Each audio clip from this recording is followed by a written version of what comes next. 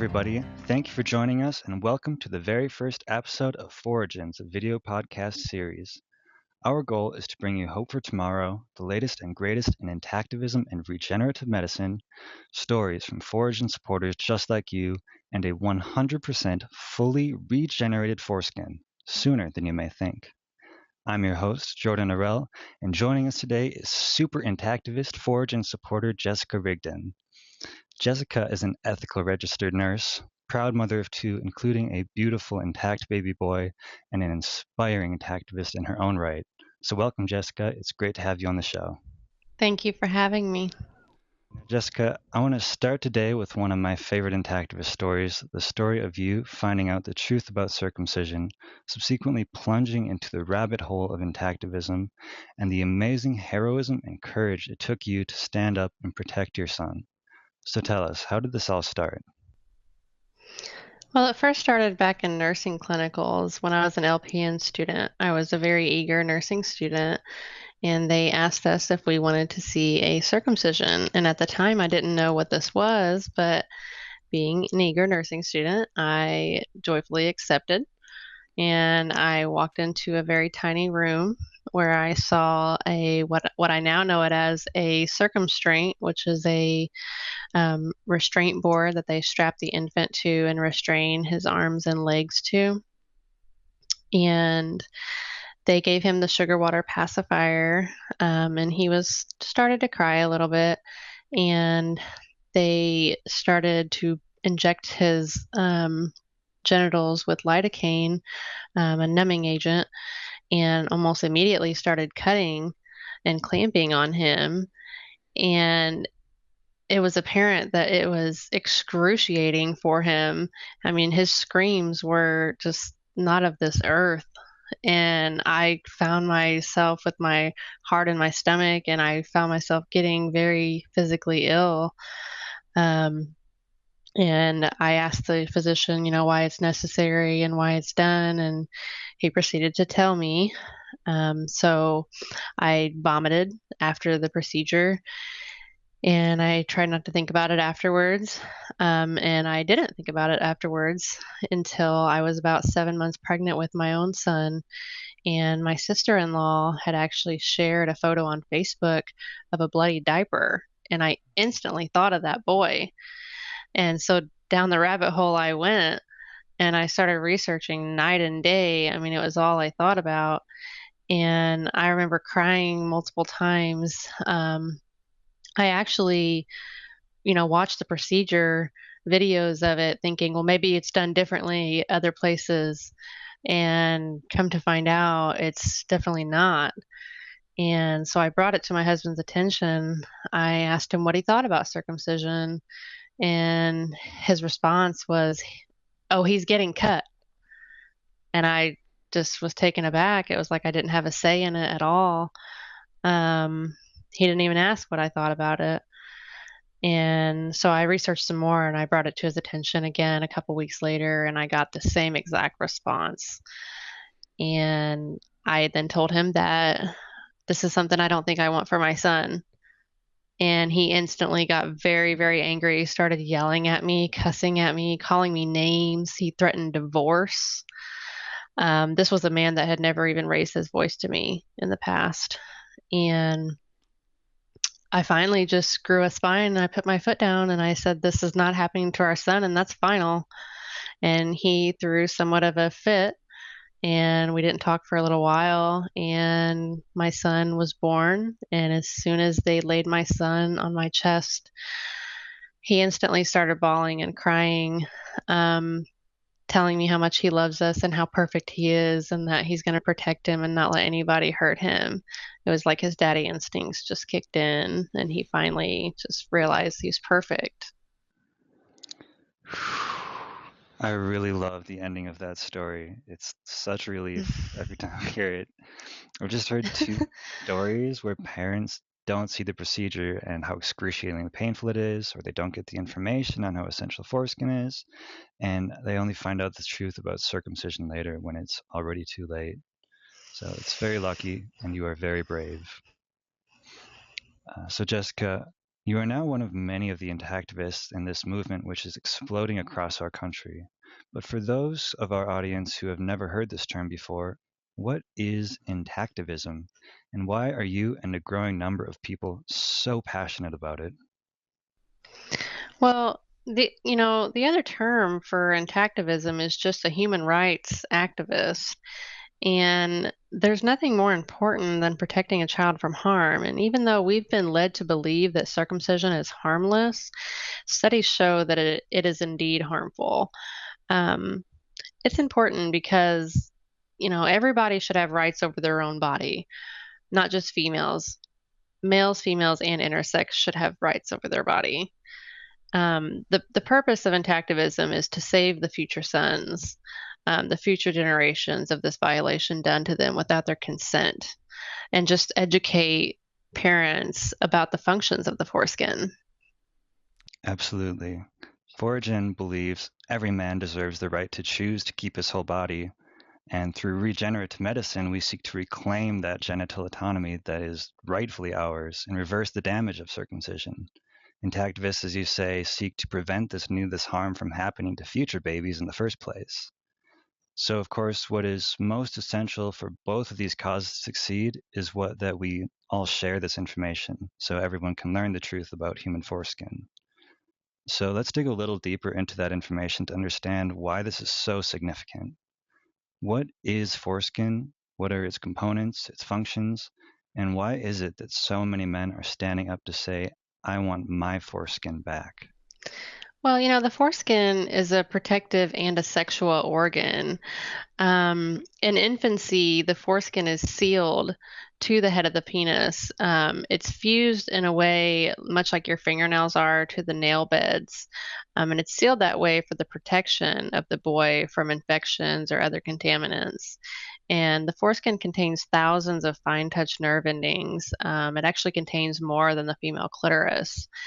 And it also has 16 functions, contains the frenulum, the Meissner corpuscles. The Meissner corpuscles are the fine touch nerve endings um, that are found in the rigid band.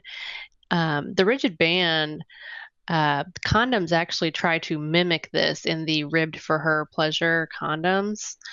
It also has the inner and the outer foreskin, and the inner foreskin is like your lips going into your mouth, that smooth mucosal membrane. It's the same thing.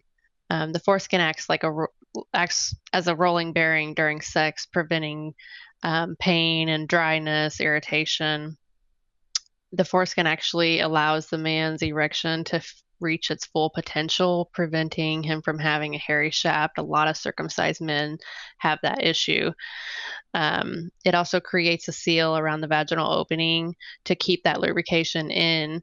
The circumcised penis will draw that lubrication out with each outward stroke, causing the pain and chafing, micro tears, and things like that that so many women complain about. It also prevents the glands, the head of the penis, from becoming keratinized, which is much like a callousing built up on the head of the penis. With those thousands of nerve endings and those 16 functions destroyed by circumcision, I cannot imagine why a man would not want that back. I know if I was a circumcised man, I most certainly would want that back. That's absolutely mind blowing. And we're just scratching the surface. Like in this whole podcast, we don't have time to go into the details of all of the harm that circumcision causes just to that sexual pleasure aspect of it. How is it possible that there are so many men who, when confronted with this topic, they just shrug it off with saying, like, I'm circumcised and I'm fine? Well, they have absolutely nothing to compare it to. That's like saying a man that's born blind, telling you how vision is. He can't tell you what vision is like. He's never experienced it.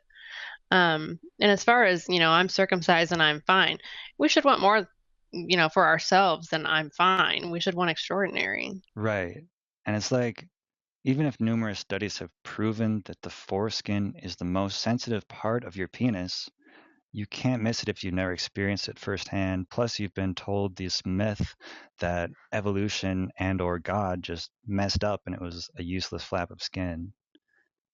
So apart from losing all these functions and what is essentially the male G-spot, what are some of the other physical and sexual complications that could also arise for circumcised men? Well, they could experience erectile dysfunction even at a young age. Our country actually has the highest rates of erectile dysfunction, and Viagra is we're one of the top people it's sold to is America, and lo and behold, we're also one of the highest cut rates. And it also can cause meatal stenosis, which is a narrowing of the urethra, can cause buried penis, painful, tight erections, chafing for both partners, abnormal curvatures, adhesions, premature ejaculation, decreased sensitivity, decreased sex drive, inability to reach orgasm. That's just the ones I can think of off the top of my head. And not only does circumcision harm men in all of these ways, it also harms their sexual partners, which means Foregen is also here to help circumcised men's partners as well. So, Jessica, as the wife of a circumcised man, how has circumcision impacted your sex life? Well, almost every time that we have intercourse, I tear, regardless of the lubrication. Orgasms can't be controlled like an intact man can because the severed nerve endings, there's a disconnection with the nerves to the brain. And sex should never be painful, but that's my reality for something that neither of us chose, which is completely not fair. I just can't help but know that sex would be so much better with his fully functional foreskin. I love my husband very dearly, and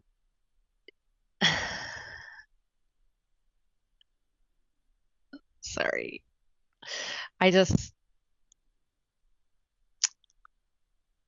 it shouldn't be that way, and I should get to experience that with my husband. Every human being deserves the right to have sex as nature intended it. And you're so right, like sex should never be painful. But surprise, surprise, that's like the most common sexual complaint of women in America. So, like, do you think most women just assume these problems are normal? And or what did you think before you learned the truth about circumcision? I did, I did. I definitely thought that this was, a problem on my end. I thought that I just wasn't bringing, enough lubrication to the table. So, we would use, supplemental lubrication. But yeah, before being with an intact man, I definitely thought that it was my fault. But being with an intact man in my past, the difference was like night and day. Um, I realized that I did not have any of those issues whatsoever. Um, Most American women definitely think this is normal, and it's not a normal thing. Taking all of this into consideration, what's really crazy is a lot of the excuses I still hear for circumcision sometimes, like that it looks better, or that he should look like others who have had half the skin of their penis cut off. Like, no, just no. Or that it's more hygienic. Like, Uh, it's not more hygienic. Just like a woman's labia, if you wash it in the shower for a few seconds every day, it'll be clean. You don't have to amputate the male G spot. Um, it's ridiculous. One reason that I still hear, though, even a few doctors claim for circumcision is that it prevents diseases like urinary tract infections, HIV, STDs, penile cancer. As a nurse who has really done her homework on this issue, what can you tell us about these? well, first of all, I just want to say that um, genitals look different whether they're intact or circumcised, and genitals are not meant for a beauty contest. Men don't go around comparing their penises. I mean, that's just ludicrous. So, I've actually found with those things that it's quite the opposite. With HIV and STDs, circumcised men are less likely to wear condoms because of the decreased sensitivity. With America and Africa, we have the higher cut rates, and we also have, higher rates of HIV and STDs. And so clearly circumcision is not, a cure-all for that.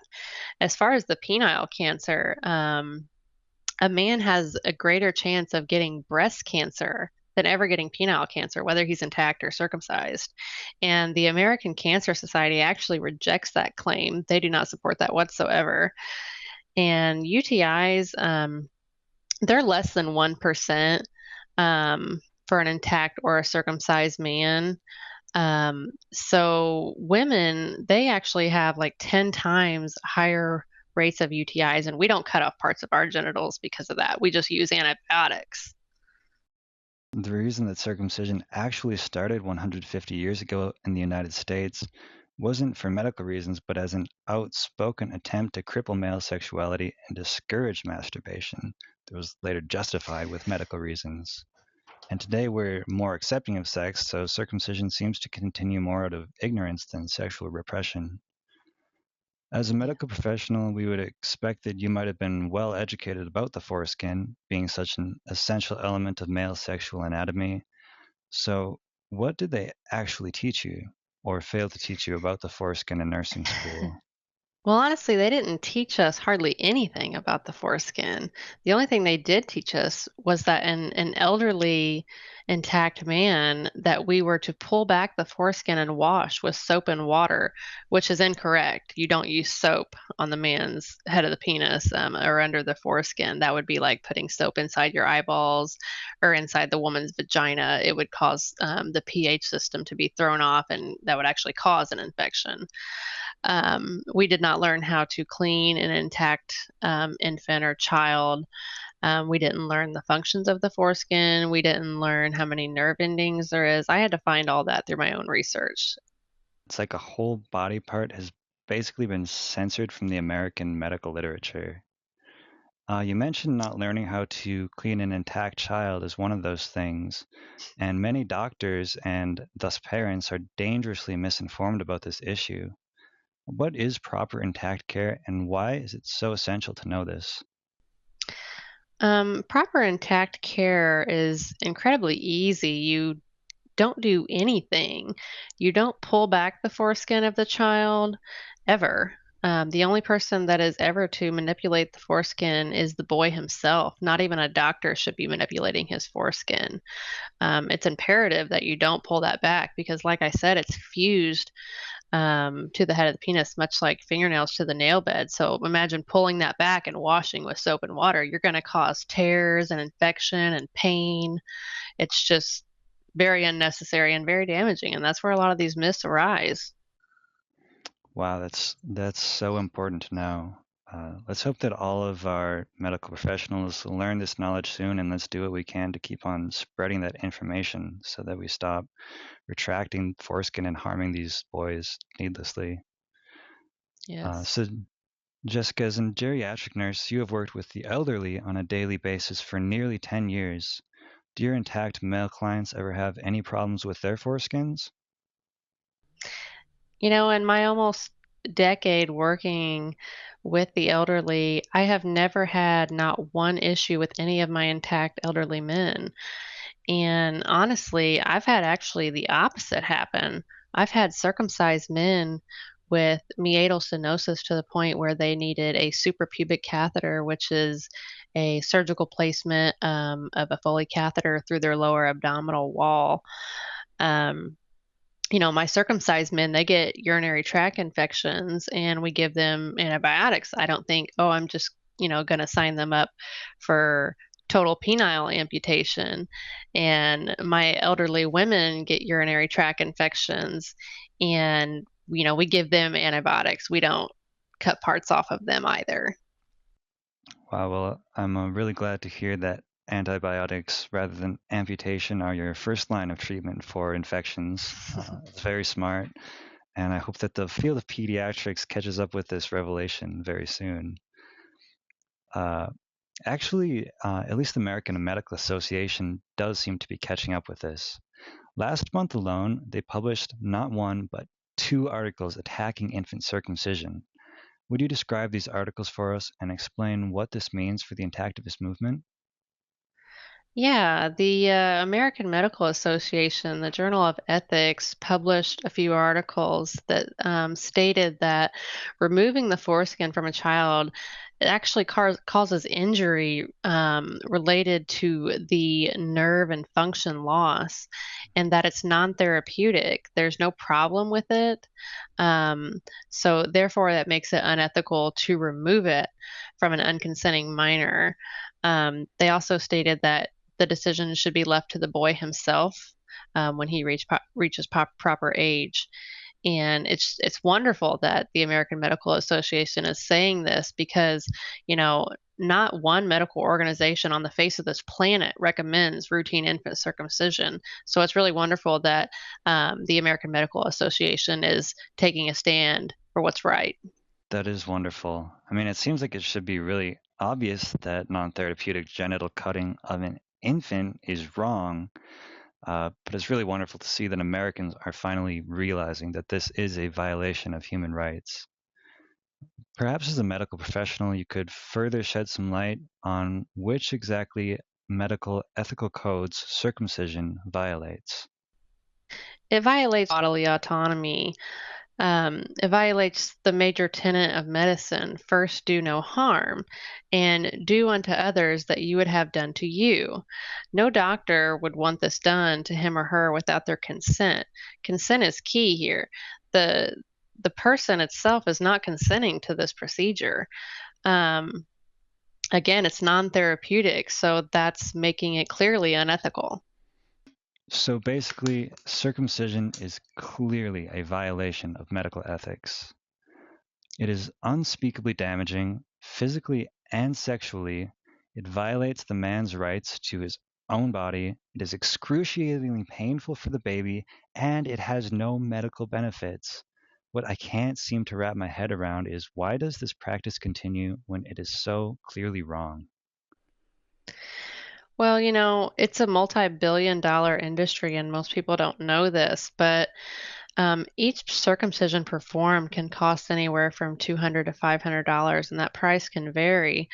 Um, but each foreskin can be stretched to grow $100,000 of fibroblast that are put into anti-aging creams, the high-end cosmetics. Um, so that's one foreskin that can make $100,000. So if circumcision ends, that would hurt the industry very clearly. Another reason why it continues is if the father is circumcised, he wants his son circumcised. He wants them to look like him. We trust our medical professionals, and in this case, we shouldn't. It's actually harmful.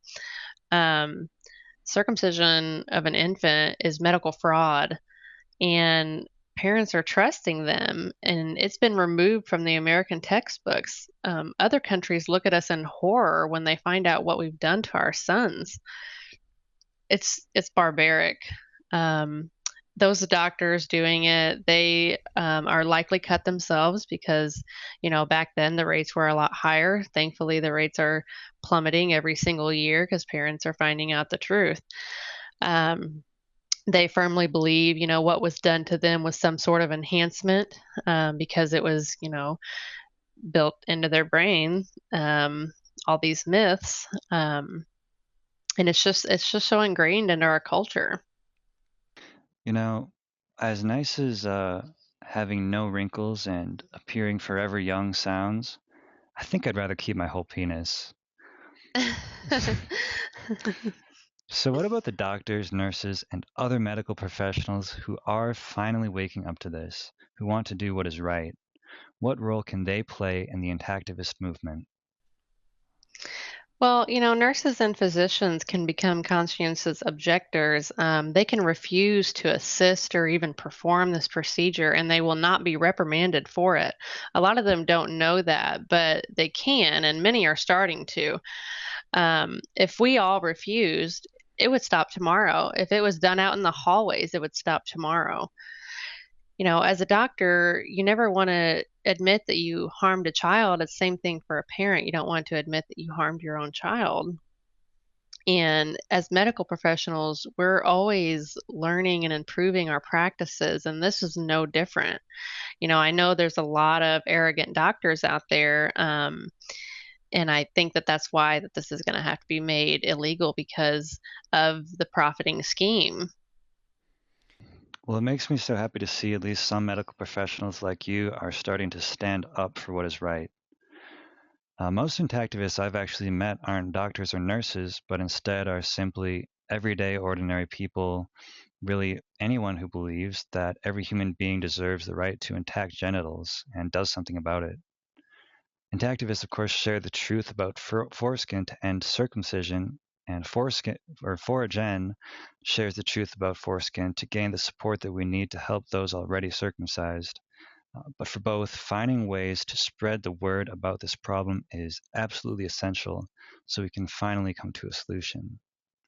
I recently attended a circumcision protest in Boulder, and people really appreciated the Foregen info that I handed out, which gave people the best news that we can really get your foreskin back, along with the very bad news of what was lost.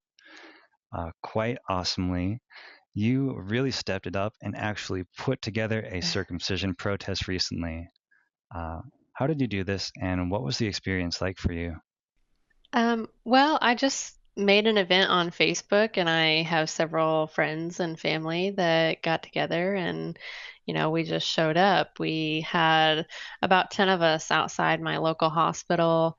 Um, all of us holding up signs, and right above us was the actual mother baby unit.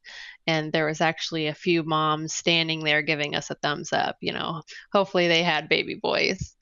And we only got a few angry people, and I honestly expected a lot more just because I think in my state the rate of circumcision is a little bit higher than a lot of states.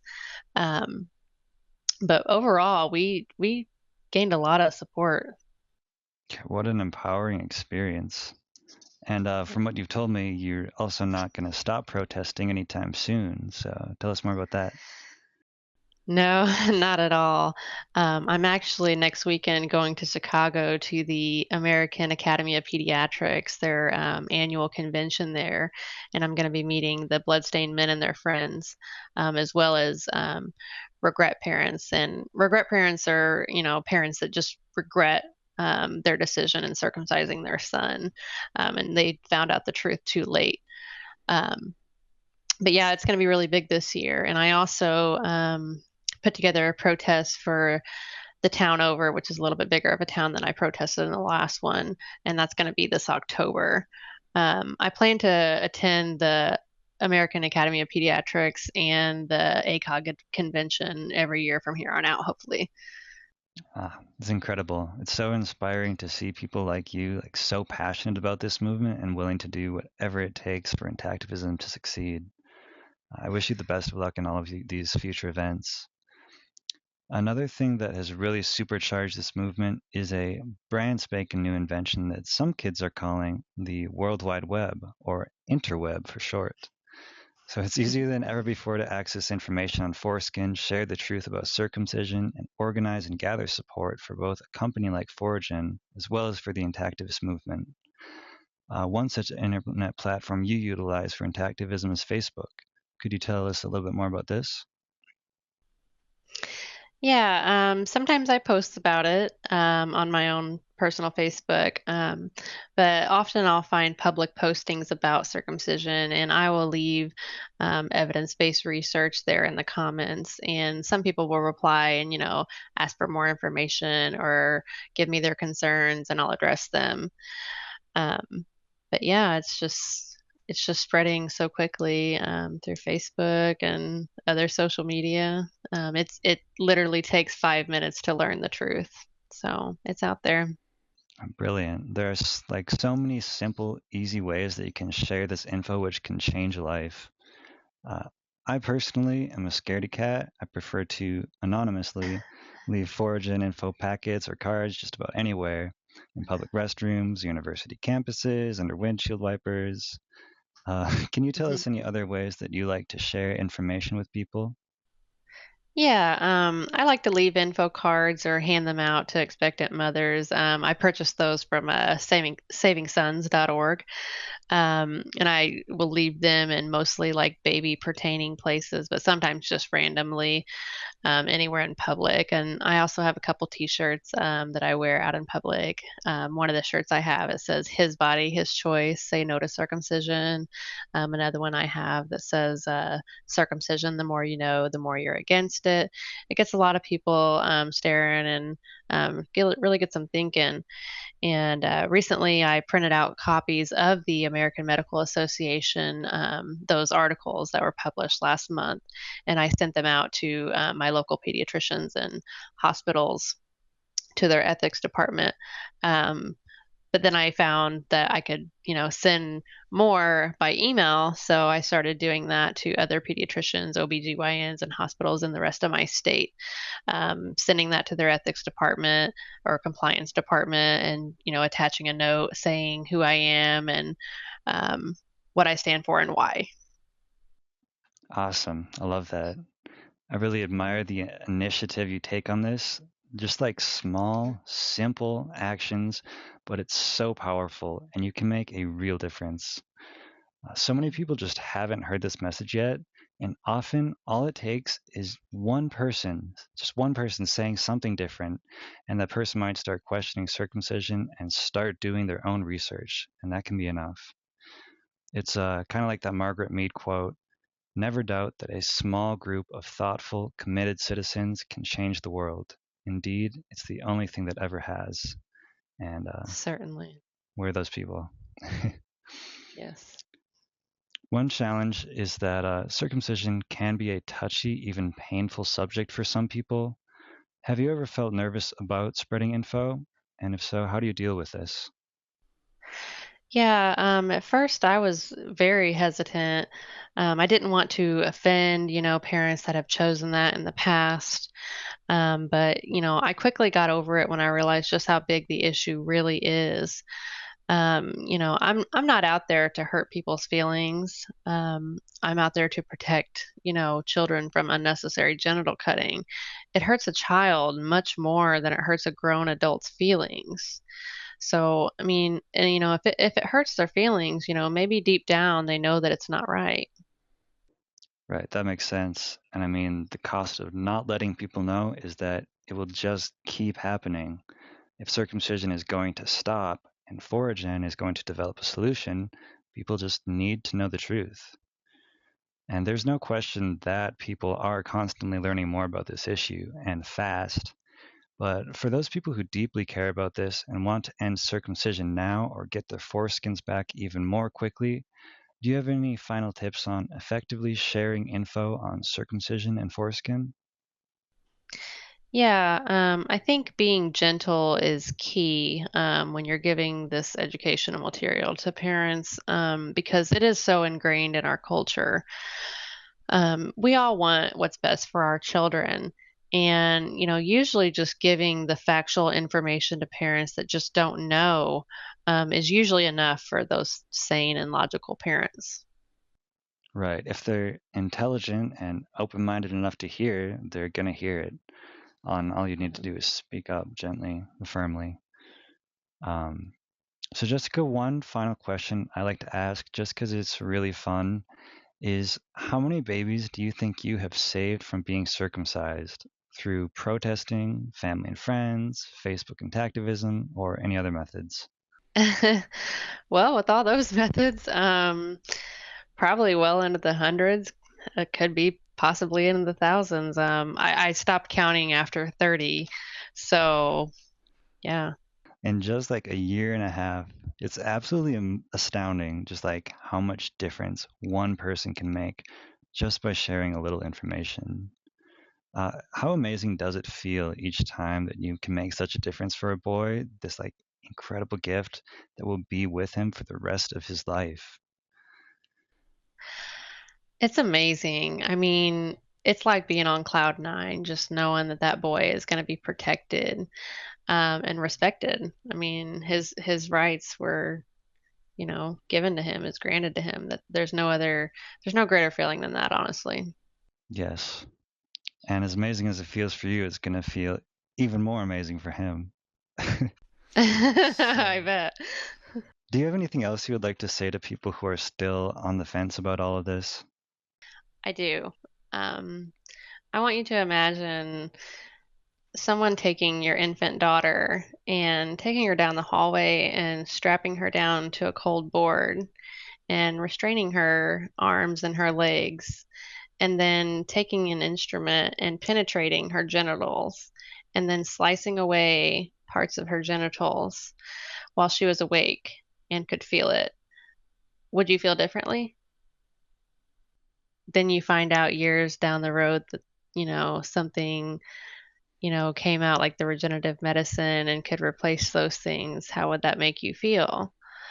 I think that it's just, best that we leave body alterations up to the owner of the body. We're born with all of our necessary parts. It can be a hard message to hear, and Foregen is hoping to spread a more hopeful message. But thank you so much for finding the courage to speak up about this. Yeah. That's one of the things I love most about Foregen is that it is finally able to share a hopeful message about circumcision, especially with all the despairing men who hate that they were circumcised. It is possible to be whole again.